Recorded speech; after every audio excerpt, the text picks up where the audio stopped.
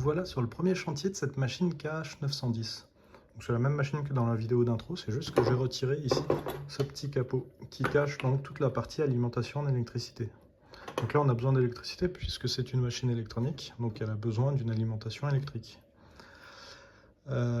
Ici ce qui s'est passé, c'est que quand je l'ai acheté, bien évidemment j'ai voulu la tester. Et au début, elle s'est bien allumée, et au bout de 5-10 minutes, tout d'un coup, il y a de la fumée noire qui en est sortie, et puis ça a claqué un petit peu par ici.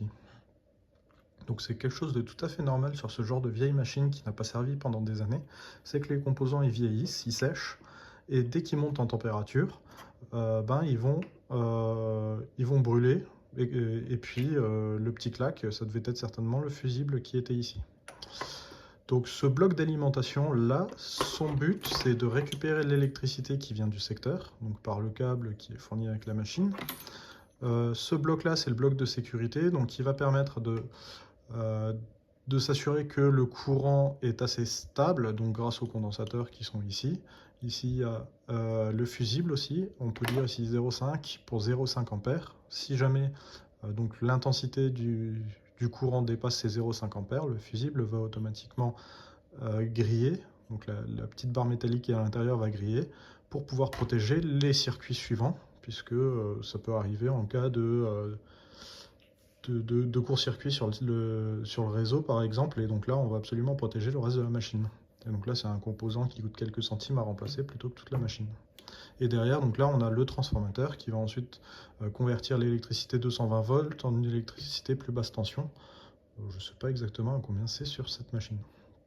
Mais donc là, le chantier, c'était de remplacer ces composants-là. Comme je l'ai dit, donc, au bout des 5-10 minutes, ils ont chauffé, ils ont brûlé. On peut les voir, je les ai gardés d'ailleurs, ils sont là.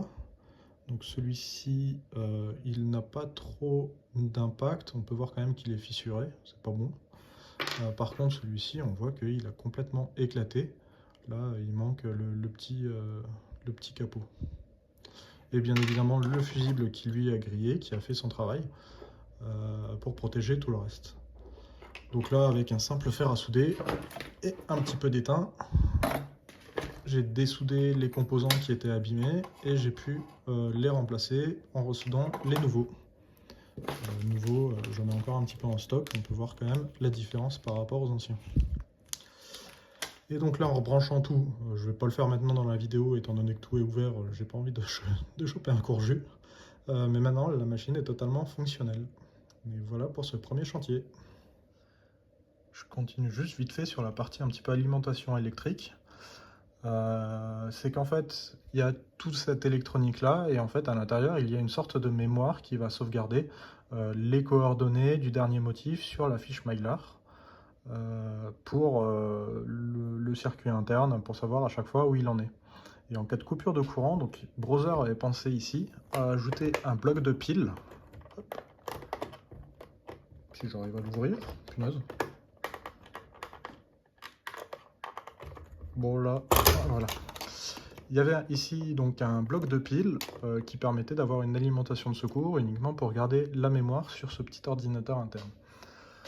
Là, les piles, évidemment, au bout de quelques dizaines d'années, elles avaient coulé et puis elles étaient plus fonctionnelles. Donc j'ai dû nettoyer tout ce petit bloc-là puisque les piles avaient coulé, remplacées par des piles neuves. On peut voir des piles même LDLC ici. Et puis maintenant, c'est fonctionnel. À savoir que sur cette machine, on peut même voir ici la petite note qui a été ajoutée. C'est que quand on démarre la machine, si jamais il n'y a pas les piles ou que les piles sont vides, la machine se met en erreur et affiche ici le code d'erreur 888 sur ce petit écran digital. Et on a la page de la documentation ici, enfin du manuel qui nous dit qu'il faut aller corriger. Et donc là, ces pages-là nous indiquent comment changer les piles. Et voilà, c'est une petite correction assez rapide. Allez, on peut dire que ça rentre encore dans le chantier 1 sur la partie électrique.